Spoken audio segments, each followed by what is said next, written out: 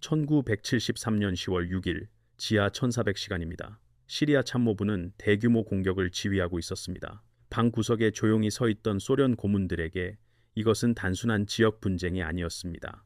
이것은 궁극적인 현장 시험이었습니다.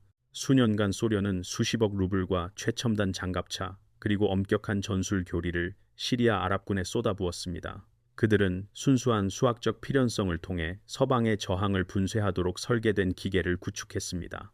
상황 지도에서 논리는 완벽했습니다. 골란 고원 북쪽에서 방정식은 간단했습니다.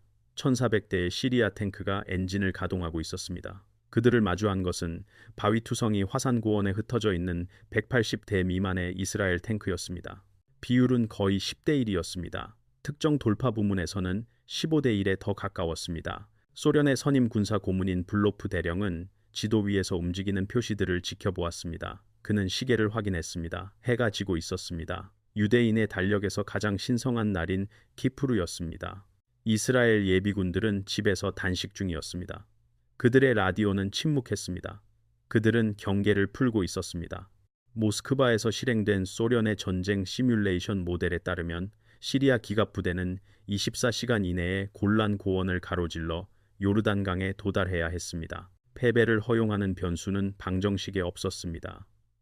엄청난 양의 소련제 강철은 깨뜨릴 수 없는 물리 법칙이었습니다. 공격은 지평선을 불벽으로 만든 포병 사격으로 시작되었습니다. 그리고 강철 쓰나미가 앞으로 밀려왔습니다. 수백 대의 T-55 탱크와 새롭고 위협적인 T-62 탱크를 선두로 한 3개의 대규모 보병 사단이 퍼플 라인을 넘었습니다. 처음 6시간 동안 다마스쿠스 벙커의 분위기는 전문적이었고 환희에 가까웠습니다. 보고서들이 계속 들어왔습니다. 이스라엘의 지뢰밭은 뚫렸습니다. 대전차 참호도 뚫렸습니다. 공격의 엄청난 무게는 얇은 방어선을 짓누르고 있었습니다. 블로프 대령은 만족스러운 듯 고개를 끄덕였습니다. 115mm 활강포를 장착한 T-62 탱크는 이론상 이스라엘이 보유한 어떤 탱크보다도 우수했습니다. 이 탱크는 더 나은 장갑을 가지고 있었고 결정적으로 현대적인 능동형 적외선 야간 투시 시스템을 갖추고 있었습니다. 이스라엘 탱크는 그렇지 않았습니다. 골란 고원의 밤이 찾아오자 시리아의 우위는 절대적이 되었어야 했습니다. 소련 고문들은 이스라엘 방어선이 어둠 속에서 혼란에 빠져 붕괴할 것이라고 예상했습니다. 그러나 10월 6일 자정이 가까워지자 전신 타자기의 리듬이 바뀌었습니다. 북부 부문의 제7보병 사단에서 오는 보고서들은 일관성이 없었습니다. 그들은 돌파를 보고하지 않았습니다. 그들은 강력한 저항을 보고하고 있었습니다. 블로프 대령은 인상을 찌푸렸습니다. 저항이라고요? 누구로부터의 저항일까요? 정보에 따르면 그 부문에서 그들을 마주한 탱크는 겨우 대대 하나에 불과했습니다. 수학적으로 볼 때 그 이스라엘 탱크들은 몇 시간 전에 화력에 압도당하고 측면이 포위되어 파괴되었어야 했습니다. 그때 무선 네트워크를 통해 긴급한 음성 전송이 터져 나왔고 그것은 요격되어 지휘센터로 전달되었습니다.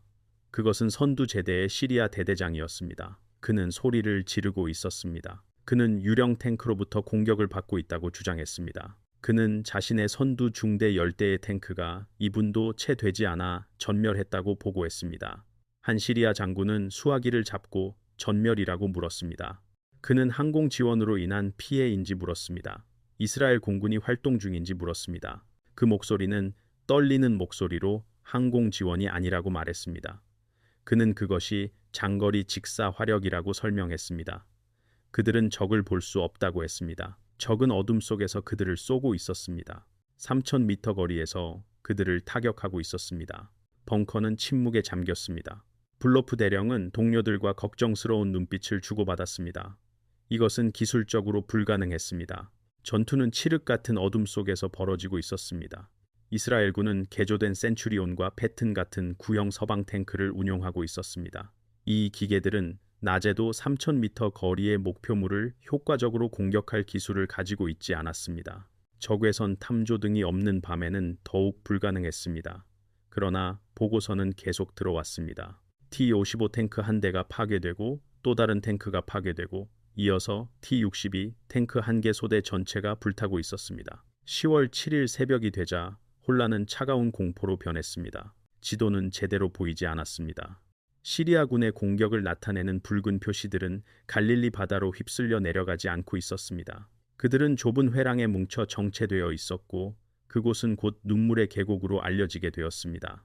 소련 고문들은 기술 도면을 꺼내기 시작했습니다. 그들은 이스라엘의 전투 서열 데이터를 면밀히 조사했습니다. 그들은 비밀 병기의 존재를 찾았습니다. 미국이 밤사이에 새로운 유도 미사일 시스템을 보냈을까요? 포탑 안에 북대서양 조약기구 용병들이 있었을까요? 숫자들은 소름 끼쳤습니다. 한 부문에서는 4대의 이스라엘 탱크로 구성된 단 하나의 소대가 시리아 여단 전체를 저지하고 있었습니다. 시리아군은 능선에 오르며 적이 발이 묶여 있을 것이라고 예상했지만 그들을 맞이한 것은 장갑의 약점인 포탑링과 연료 전지를 정확히 노리는 파괴적인 사격이었습니다. 그 정밀함은 외과적 수준이었습니다. 그것은 기계적인 살인이었습니다. 그날 아침 늦게 정찰 사진이 도착하자 벙커의 혼란은 더욱 깊어졌습니다. 사진들은 전장을 보여주었습니다. 그곳은 묘지였습니다. 수십 대 그리고 수백 대의 소련제 탱크들이 현무암 바위 위에서 연기를 내며 타오르고 있었습니다. 그들의 포탑은 날아가 버렸고 차체는 새까맣게 그을려 있었습니다. 블로프 대령은 거친 이미지를 응시했습니다. 그는 소련 최고의 수출 기술의 잔해를 보았습니다. T-62 탱크는 전장의 최상위 포식자가 되도록 설계되었습니다. 이 탱크는 낮은 차체와 두꺼운 장갑을 가졌으며 어떤 북대서양 조약기구 탱크라도 관통할 수 있는 강력한 화력을 자랑했습니다. 그러나 이곳 골란 고원에서 그들은 1950년대의 유물처럼 보이는 크고 투박하며 어설픈 탱크들에게 도살당하고 있었습니다. 한 젊은 분석가는 파괴된 차량의 선을 따라가며 중얼거렸습니다. 그는 이것이 논리에 어긋난다고 말했습니다. 이스라엘군은 14대 1로 수적으로 열세였습니다. 그들의 탱크는 더 느렸습니다. 그들은 더 작은 총을 가지고 있었습니다. 그들은 야간 투시 장치가 없었습니다. 어떻게 그들이 전진을 막고 있는 것일까요? 이것은 군사 역사가들을 괴롭히는 질문이며 1973년 크렘린을 괴롭혔던 질문입니다. 수학적으로 전멸했어야 할 전력이 어떻게 막을 수 없는 대상을 막아냈을까요? 그 답은 금속 자체뿐만 아니라 소련이 완전히 간과했던 기계 속의 유령, 즉 비밀스러운 적응에 있었습니다. 눈물의 계곡의 미스터리와 그 뒤를 이은 조사를 더 깊이 탐구하기 전에 만약 여러분이 국제 분쟁에 숨겨진 역학과 군사 역사에 알려지지 않은 이야기들을 이해하고 싶다면 콜드워 임팩트를 구독해 주십시오. 우리는 기밀 해제된 파일들을 분석하여 세상이 실제로 어떻게 돌아가는지 보여드립니다. 다마스쿠스에서는 상황이 악화되고 있었습니다. 시리아 지휘관들은 자신들의 탱크 승무원들을 비겁하다고 비난했습니다. 탱크 승무원들은 자신들의 지휘관들이 그들을 함정으로 보냈다고 비난했습니다. 그러나 소련 고문들은 더 잘 알고 있었습니다. 그들은 시리아 승무원들이 용감하다는 것을 알았습니다. 그들은 수백 명씩 죽어가면서 공격을 밀어붙였습니다. 문제는 다른 곳에 있었습니다. 10월 7일 오후까지 전선에서 새로운 보고가 도착했습니다. 시리아 복구 차량 한 대가 손상된 이스라엘 탱크를 전선으로 끌고 돌아오는 데 성공했지만 결국 후퇴할 수밖에 없었습니다. 그것은 센츄리온 탱크였지만 뭔가 이상했습니다. 포신이 달랐습니다. 엔진 데크는 개조되어 있었습니다. 그것은 이상한 반응 장갑판과 보관함으로 덮여 있었습니다. 플로프 대령은 즉시 기술팀에게 전선으로 이동할 것을 명령했습니다. 그들은 이 기계를 봐야 했습니다. 그들은 전체 공격이 붕괴하기 전에 무엇이 자신들의 T-62 탱크를 파괴하고 있는지 이해해야 했습니다. 그들은 이것이 새로운 미국제 슈퍼 병기인지 아니면 완전히 다른 것인지 알아야 했습니다. 그들이 다마스쿠스를 떠나 전선으로 향할 준비를 할 때 멀리서 들려오는 포병의 천둥 소리는 점점 더 커졌습니다. 이스라엘군은 단지 버티고 있는 것이 아니었습니다. 그들은 반격하기 시작했습니다. 소련의 교리는 대량에 의존했습니다. 그것은 양 자체가 고유한 질을 가진다는 생각에 의존했습니다. 그러나 골란 고원의 화산 먼지 속에서 그 질은 실패하고 있었습니다. 고문들은 자신들의 이념이 희생자이고 영국제 강철과 미국 공학으로 쌓인 미스터리가 살인자인 범죄 현장으로 발을 들여놓으려 하고 있었습니다. 1973년 10월 8일 북부 부문입니다. 블로프 대령은 고원 가장자리에 서 있었습니다. 바람이 먼지와 디젤 연료의 씁쓸한 냄새를 그의 얼굴로 휘몰아쳤습니다. 그는 더 이상 다마스쿠스 벙커의 편안한 추상 속에 있지 않았습니다. 그는 전선에서 몇 킬로미터 떨어진 혼란스러운 집결지에 있었습니다. 그곳에서 시리아 제7 보병 사단의 잔여 병력은 재정비하려고 노력 중이었습니다. 그가 본 것은 군사과학의 법칙을 거스르는 것이었습니다. 시리아군은 T-55와 T-62 탱크로 무장하고 있었습니다. 이들은 적에게 가능한 한 가장 작은 표적을 제공하도록 설계된 낮고 공격적인 기계였습니다. 그들은 소련 철학의 구현체였습니다. 즉, 맞히기 어렵고 파괴하기는 더욱 어렵다는 것이었습니다. 대조적으로 이스라엘군이 사용하던 영국제 센츄리온 탱크는 공룡과 같았습니다. 그것은 높고 투박하며 평평한 측면을 가지고 있었습니다. 그것은 철갑탄의 자석이 되었어야 했습니다. 블로프 대령은 전선에서 막 걸어 돌아온 한 시리아 탱크 지휘관을 붙잡았습니다. 그 중위의 얼굴은 그을음으로 새까맣게 변해 있었고 공포에 질려 있었습니다. 블로프 대령은 통역사를 통해 그가 본 것을 말하라고 요구했습니다.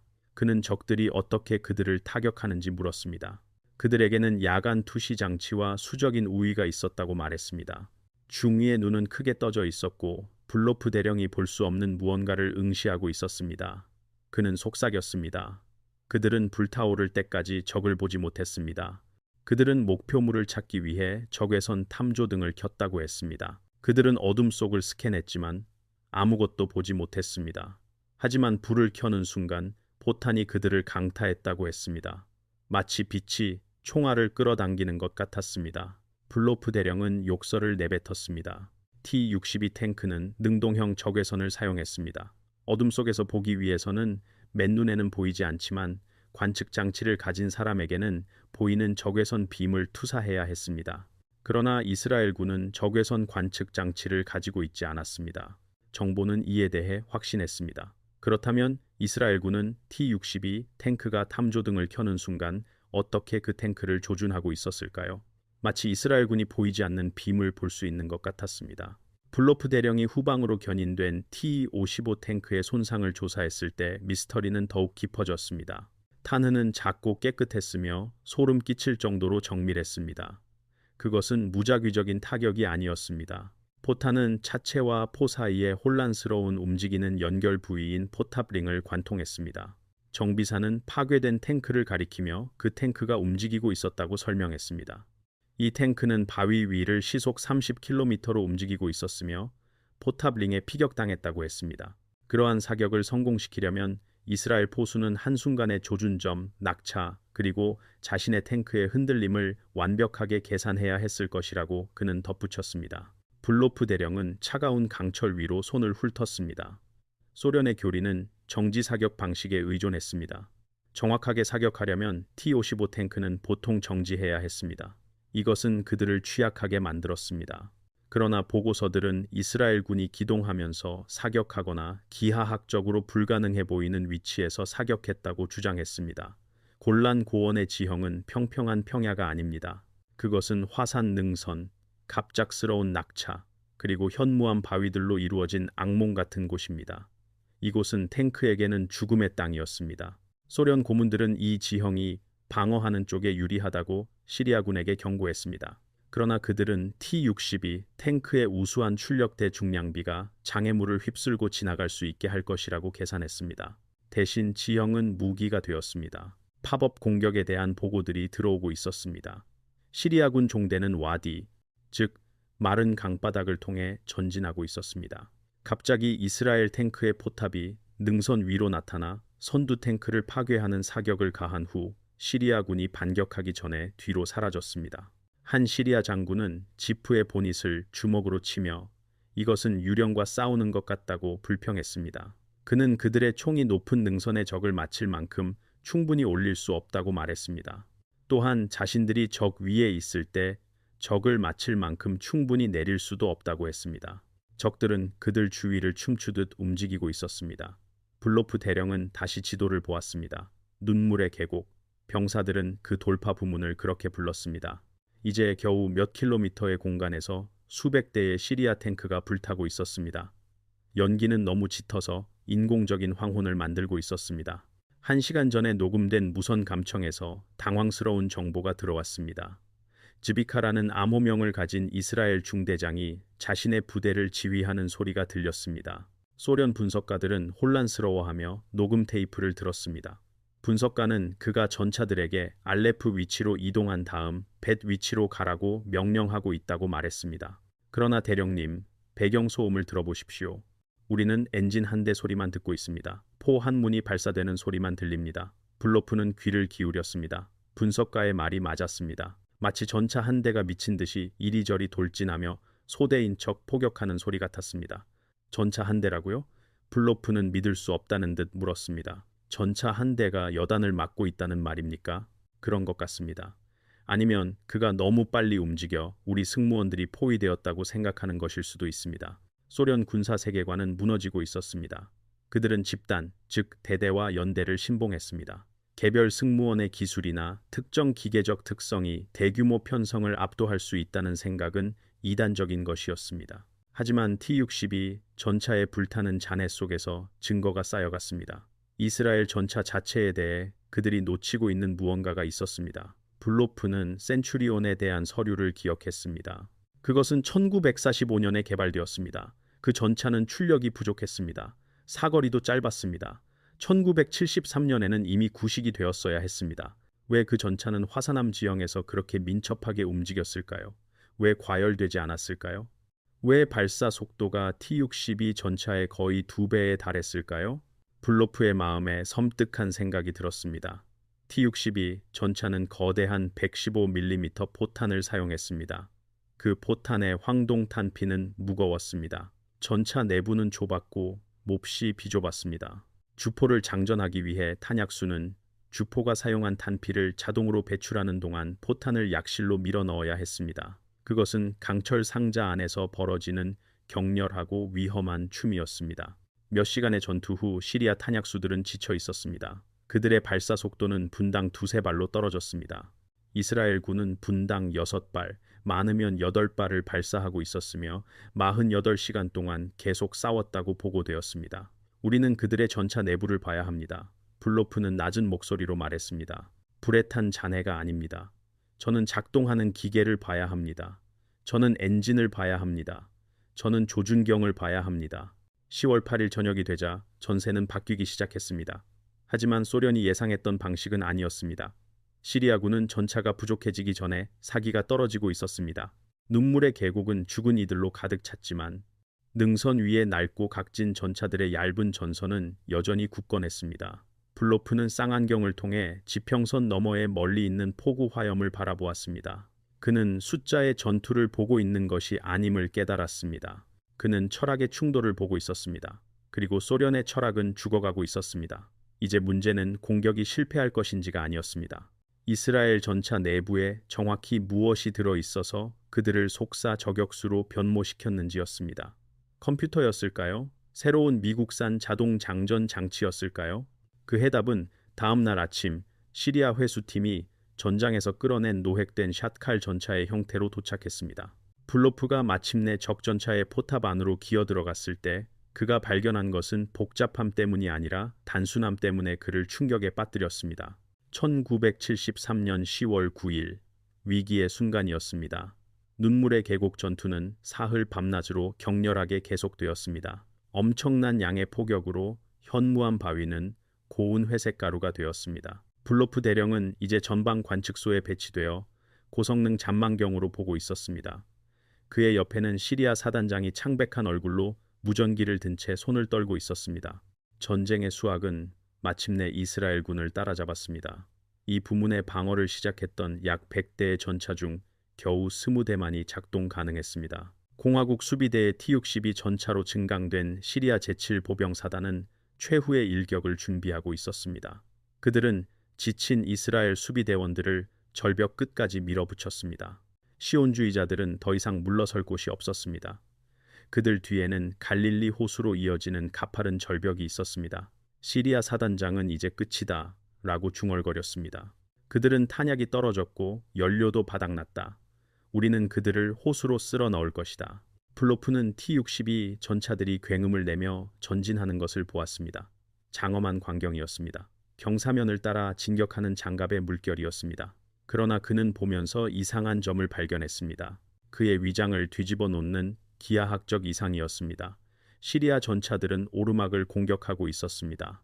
능선에 파고든 이스라엘 전차들을 교전시키기 위해 T-62 전차의 포수들은 거대한 115mm 주포를 들어 올려야 했습니다. 하지만 그들이 가파른 용암 능선을 넘을 때 그들은 소련 설계 공학의 치명적인 결함을 마주했습니다. 러시아의 평평한 시험장이나 이집트 사막에서는 결코 나타나지 않았던 결함이었습니다. T-62 전차를 낮게 유지하여 피탄을 어렵게 하기 위해 소련 기술자들은 포탑을 평평하게 만들었습니다. 이것은 주포의 약실이 위아래로 움직일 공간이 거의 없다는 것을 의미했습니다. 결과적으로 T-62 전차는 포각이 형편없었습니다. 그 전차는 거의 아래로 조준할 수 없었습니다. 블로프는 한 중대의 T-62 전차들이 능선을 넘는 것을 공포에 질려 지켜보았습니다. 그들은 이제 아래 바위에 숨어있는 살아남은 이스라엘 센츄리온 전차들과 정면으로 마주하게 되었습니다. 시리아 포수들은 적을 쏘기 위해 필사적으로 주포를 아래로 내리려고 했지만 포신은 기계적 한계에 부딪혔습니다. 그들의 포는 이스라엘 전차들의 머리 위로 쓸모없이 향하고 있었습니다. 시리아 전차들은 하늘을 배경으로 노출되었고 무기를 사용할 수 없었습니다. 반대로 구식 이스라엘 전차들은 무서운 유연성을 보여주었습니다. 그들의 높고 각진 포탑은 주포를 아래로 크게 기울일 수 있었습니다. 소련 전차의 보잘것없는 4도나 5도에 비해 10도의 포각을 가졌습니다. 이스라엘군은 전체 차체를 바위 뒤에 숨기고 포신을 가장자리 너머로 내밀어 언덕을 넘는 시리아 전차들의 노출된 하부를 공격할 수 있었습니다. 그들이 바닥에서부터 우리를 쏘고 있습니다. 시리아 사단장은 비명을 질렀습니다. 그것은 기하학적인 학살이었습니다. 우월한 소련 전차는 바로 눈앞에 있는 것을 보지 못했습니다. 그러나 이러한 전술적 이점에도 불구하고 엄청난 숫자는 압도적이었습니다. 이스라엘군은 중앙 부문에 6대나 7대의 전차만이 남아 있었습니다. 시리아군은 여전히 수백 대에 달했습니다. 그때 반전이 일어났습니다. 웨스트 포인트에서 모스크바에 이르기까지 모든 군사 학교에서 연구되는 순간이었습니다. 시리아군이 마지막 능선을 점령하기 직전 승리가 불과 몇 분 남은 상황에서 이스라엘 지휘관인 아비그도르 카할라니 중령은 상상할 수 없는 일을 벌였습니다. 후퇴하거나 최후의 항전을 위해 파고드는 대신 그는 남아있는 몇 안 되는 전차들에게 돌격하라고 명령했습니다. 돌격이라고요? 블로프는 흙먼지 구름을 보며 속삭였습니다. 그가 한 사단을 소대로 공격하고 있습니다. 그것은 역사적인 규모의 허세였습니다. 살아남은 이스라엘 전차들은 기관총과 대포를 미친 듯이 발사하며 앞으로 돌진했습니다. 지난 사흘 동안 수백 명의 전우들이 불타는 것을 보았던 지치고 겁에 질린 시리아 승무원들에게 이것은 필사적인 최후의 항전처럼 보이지 않았습니다. 그것은 신선한 반격처럼 보였습니다. 시리아군의 신경은 끊어졌습니다. 그들은 새로운 이스라엘 예비군이 도착했다고 확신했고 실제로 도착하지 않았습니다. 그리고 고저 문제로 인해 매복한 전차들을 효과적으로 조준할 수 없었기 때문에 시리아 선봉대는 후퇴하기 시작했습니다. 후퇴는 퇴각으로 변했습니다. 퇴각은 패주로 변했습니다. 블로프는 벙커 벽에 주먹을 내리쳤습니다. 그들을 막으십시오. 그들은 아무것도 남지 않았습니다. 당신들이 이기고 있습니다. 하지만 때는 너무 늦었습니다. 강철의 벽은 물러나고 있었습니다. 1400대의 전차들이 이틀 전에는 죽었어야 할 전력에 의해 저지되었습니다. 그날 오후 늦게 전장은 섬뜩한 침묵에 잠겼습니다. 눈물의 계곡은 연기가 피어오르는 폐허가 되었습니다. 즉각적인 위협은 끝났지만 블로프와 소련 기술팀에게는 진짜 작업이 이제 막 시작되고 있었습니다. 그들은 그들을 물리친 기계를 이해해야 했습니다. 회수팀은 마침내 블로프가 요청했던 노획된 이스라엘 전차를 시리아 전선 뒤에 안전한 차고로 끌고 왔습니다. 그것은 개량된 센츄리온의 이스라엘 이름인 샷칼이었습니다. 블로프는 그 짐승 주위를 맴돌았습니다. 전차는 낡아 보였습니다. 페인트는 그을려 있었습니다. 그러나 그가 엔진 갑판 위로 올라갔을 때 그는 서구 전차가 거짓말이라는 것을 깨달았습니다. 이것은 그들이 제2차 세계대전에서 알던 영국 전차가 아니었습니다. 엔진실을 여십시오. 블로프는 명령했습니다. 정비사들은 무거운 강철 덮개를 풀었습니다. 블로프는 영국이 원래 장착했던 불규칙하고 인화성이 강한 메테오 휘발유 엔진을 볼 것으로 예상했습니다. 그 엔진은 잘못 보기만 해도 불이 붙는 것으로 알려져 있었습니다. 대신 그는 거대한 공랭식 미국산 괴물을 응시했습니다. 그것은 디젤입니다. 수석 정비사는 손에서 기름을 닦아내며 말했습니다. 텔레다인 콘티넨탈 AVDS입니다. 미국산입니다. 블로프는 왜 이스라엘 전차들이 T-55 전차만큼 쉽게 불타지 않았는지 즉시 깨달았습니다. 디젤 연료는 휘발유보다 훨씬 점화하기 어렵습니다. 이스라엘군은 영국 차대에 미국산 심장을 이식했습니다. 그리고 변속기는요? 블로프가 물었습니다. 앨리슨 CD850 자동 변속기입니다. 고급 차와 같습니다. 블로프는 오싹함을 느꼈습니다. 소련의 T-55와 T-62 전차는 운전하기 위해 엄청난 힘이 필요했습니다. 운전수들은 망치로 기어를 때려 넣어야 했습니다. 때로는 2시간 후에 지쳐 쓰러지기도 했습니다. 이 미국산 자동 변속기를 가진 이스라엘 운전수들은 한 손으로 조향 장치를 잡고 24시간 동안 운전할 수 있었습니다. 그들은 더 잘 싸웠을 뿐만 아니라 더 신선했습니다. 하지만 엔진은 시작에 불과했습니다. 블로프는 포탑 안으로 기어 들어갔습니다. 이곳에 진짜 비밀이 숨어 있었고 전차 한 대가 몇 분 만에 소대를 파괴할 수 있었던 이유가 있었습니다. 그는 전차장 좌석에 몸을 구겨 넣고 주포의 약실을 바라보았습니다. 그를 충격에 빠뜨린 것은 주포 자체가 아니었습니다. 없어진 것이었습니다. 컴퓨터는 어디 있습니까? 블로프가 물었습니다. 자동 장전 장치는 어디 있습니까? 아무것도 없었습니다. 그것은 원시적이었습니다. 수동 크랭크, 사람이 장전하는 방식이었습니다. 어떻게? 블로프는 속삭였습니다. 어떻게 그들이 우리의 자동 장전 장치보다 더 빨리 쏠 수 있었을까요? 그는 포탑 바닥을 보았습니다. 사용된 황동탄피로 덮여 있었습니다. 그는 탄약고의 배치를 보았습니다. 그리고 그는 모든 것을 바꾼 개조를 보았습니다. 이스라엘군은 기술을 추가한 것이 아니었습니다. 그들은 기술을 제거했습니다. 그들은 소련이 소홀히 했던 한 가지, 즉 인적 요소를 극대화하기 위해 전차를 해체했습니다. 충격은 포수 조준경에 있었습니다. 그는 고무 저반경에 눈을 갖다 대었습니다. 그가 유리 너머로 본 것은 왜 시리아군이 어둠 속에서 유령과 싸우는 기분을 느꼈는지 설명해 줄 것이었습니다. 그것은 마법이 아니었습니다. 그것은 소련이 경고를 받았지만 오만하게 무시했던 훔쳐온 기술이었습니다. 1973년 10월 10일 시리아 전선 뒤에서 블로프 대령은 이스라엘 포수 조준경의 고무 가장자리에 눈을 눌렀습니다. 그는 시온주의자들의 초자연적인 정확성을 설명해줄 정교한 전자컴퓨터 디스플레이를 기대했습니다. 그는 KGB 소문에 따르면 미국이 네바다에서 시험하고 있었다는 빛나는 붉은 조준선, 디지털 거리 측정기 또는 열상 중첩 기술을 예상했습니다. 대신 그는 유리 조각을 보았습니다. 그 평범함에 충격을 받았습니다. 조준 영상은 선명하고 믿을 수 없을 정도로 선명했지만 아날로그 방식이었습니다. 춤추는 불빛은 없었고 목표물의 크기를 기반으로 거리를 추정하는 데 사용되는 일련의 선인 간단한 시거식 거리 측정기만 있었습니다. 그것은 제2차 세계대전에서 사용된 조준경과 거의 동일했습니다. 블로프는 혼란스러워 뒤로 물러났습니다. 이것이 전부입니까? 그는 시리아 기술자에게 물었습니다. 이것이 유령 기술입니까? 그것은 망원경입니다. 더 자세히 보십시오, 대령님. 기술자는 탄약수 위치 옆에 있는 탄약고를 가리키며 말했습니다. 그들이 어떻게 보느냐가 아니라 그들이 무엇을 던지느냐입니다. 블로프는 탄약고로 이동했습니다. 그는 무겁고 매끄러운 발사체를 꺼냈습니다. 그것은 소련 전차들이 발사하는 고폭탄처럼 보이지 않았습니다. 소련 T-62 전차는 2가지 주요 유형의 포탄을 발사했습니다. 고폭 대전차 포탄과 강철 철갑탄이었습니다. 이 이스라엘 포탄은 달랐습니다. 그것은 M392 날개 안정 분리 철갑탄이었습니다. 블로프는 포탄을 들었고 갑자기 눈물의 계곡의 물리학이 이해되기 시작했습니다. 그것이 바로 비밀이었고 치명적인 요소였습니다. 소련의 교리는 경사면의 개념에 의존했습니다. T-55와 T-62 전차는 경사도가 심한 전면 장갑을 갖추고 설계되었습니다. 이는 기존의 강철 포탄이 경사면에 부딪혀 튕겨나가거나 도탄될 것이라는 생각이었습니다. 그것은 각도의 법칙에 기반을 둔 방패였습니다. 그러나 블로프의 손에 들린 APDS탄은 물리 법칙에 대한 일종의 치트 코드였습니다. 기술자는 그것이 사보트에 쌓인 다트라고 설명했습니다. 그는 포신을 떠나면 사보트가 떨어져 나간다고 말했습니다. 다트는 초당 1400m로 비행했습니다. 그것은 텅스텐 카바이드로 만들어졌습니다.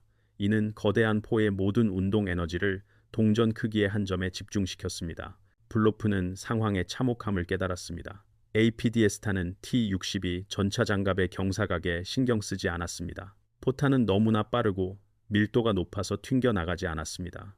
그것은 경사진 강철을 마치 바늘이 천을 꿰뚫듯 관통했습니다. 시리아 승무원들에게 큰 자신감을 주었던 T-62 전차의 난공불락 전면 장갑은 이 무기 앞에서는 종이와 같았습니다. 그리고 이 포탄을 발사하는 주포도 마찬가지였습니다. 블로프는 다시 한번 약실을 살펴보았습니다. 금속에는 로열 오드넌스 L7이라는 제식이 새겨져 있었습니다. 이것이 블로프의 피를 차갑게 만든 반전이었습니다. L7 주포는 미국제가 아니었습니다. 그것은 영국제였으며 수년 전 소련의 실수에서 탄생했습니다. 1956년 헝가리 혁명 중이었습니다. 당시 당황한 반군이 소련 T-54 전차 한 대를 부다페스트 주재 영국 대사관 경내로 몰고 들어왔습니다. 영국은 이를 잠시 조사했습니다. 그들은 당시 자국포로는 소련 전차 장갑을 관통할 수 없다는 것을 깨달았습니다. 따라서 즉시 소련 전차를 파괴하기 위해 L7 주포를 개발했습니다. 시리아군은 15년 전 그들을 사냥하기 위해 특별히 고안된 무기에 의해 파괴되고 있었습니다. 그러나 야간 전투의 미스터리, 즉 유령 공격은 여전히 남아 있었습니다. 이스라엘군은 적외선 장비 없이 어둠 속에서 T-62 전차를 어떻게 발견했을까요? 블로프는 포탑에서 내려 포획된 전차의 앞으로 걸어갔습니다. 그는 적외선 서치라이트를 찾았습니다. 하지만 그것은 없었습니다. 대신 주포 위에는 거대하고 각진 제논 서치라이트가 장착되어 있었습니다. 블로프는 그들에게 백색 광이 있다고 지적했습니다. 그는 그것이 가시광선이라고 덧붙였습니다. 이것을 켜면 그들은 전 세계에 자신들의 위치를 드러내는 셈이었습니다. 그는 그것이 자살 행위라고 생각했습니다. 제7사단의 한 생존자가 말을 건넸습니다. 그는 대령님, 그들은 불을 사용하지 않았다고 말했습니다.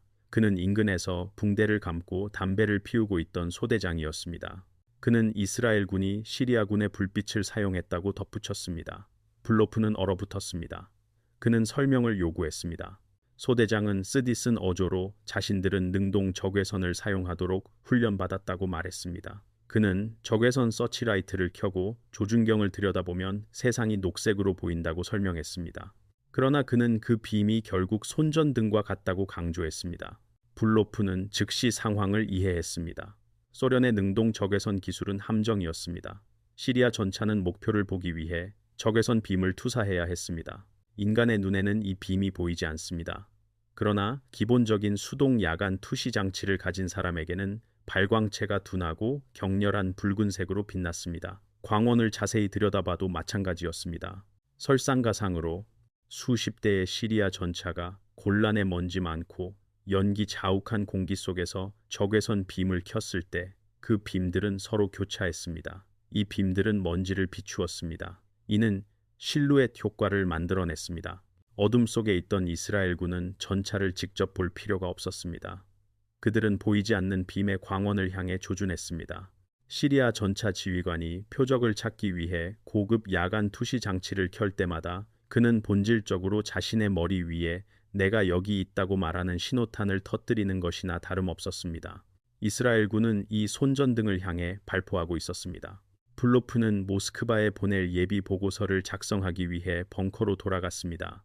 그가 작성하고 있던 결론은 이단적이었습니다. 그것은 공산당이 전쟁에 대해 가르쳤던 모든 것에 모순되었습니다. 소련의 전차 설계 철학은 집단주의적이었습니다. 전차는 소모성 자산이었습니다. 대량으로 생산하기 위해 작고 명중시키기 어려우며 저렴하게 만들어졌습니다. 승무원은 부차적인 고려사항이었습니다. T-62 전차는 비좁았습니다. 장전수는 옷장 크기만 한 공간에서 일해야 했습니다. 주포의 약실이 그의 가슴에서 불과 몇 인치 떨어진 곳에서 반동할 때 무거운 포탄을 들어 올려야 했습니다. 내부는 뜨겁고 시끄러웠으며 공포스러웠습니다. T-62 전차에서 3시간 후 승무원은 육체적으로 지쳐버렸습니다. 그들의 반응 시간은 느려졌습니다. 장전 속도는 분당 2발로 떨어졌습니다. 샷칼에 구현된 서구의 철학은 개인주의적이었습니다. 전차는 거대했습니다. 겉보기에는 헛간 같았지만 내부에서는 사무실과 같았습니다. 블로프는 격렬하게 글을 썼습니다. 그는 적 전차가 장갑 방어력이 열악하다고 기록했습니다. 또한 최고 속도도 떨어지고 더 큰 표적이라고 덧붙였습니다. 그러나 이스라엘 전차는 결정적인 장점을 가지고 있었습니다. 그것은 바로 인체 공학이었습니다. 그는 높은 천장을 가진 포탑 안에서 평평한 회전식 바닥에 서 있는 이스라엘 장전수가 포탄을 쉽게 잡을 수 있었다고 적었습니다. 그들은 기계와 싸우는 것이 아니었습니다. 대신 기계가 그들을 위해 일하고 있었습니다. 이것이 발사 속도를 설명했습니다. 시리아 장전수가 흔들리고 비좁은 T-62 전차 안에서 포탄을 정렬하기 위해 애쓰는 동안 이스라엘 장전수는 이미 2발의 포탄을 발사했습니다. 짧은 사거리와 수많은 표적이 있던 눈물의 계곡에서는 발사 속도가 유일하게 중요한 척도였습니다. 이스라엘군은 시리아군보다 3배 더 많은 포탄을 발사하고 있었습니다. 분당 10발을 발사하는 100대의 전차는 분당 3발을 발사하는 300대의 전차와 같았습니다.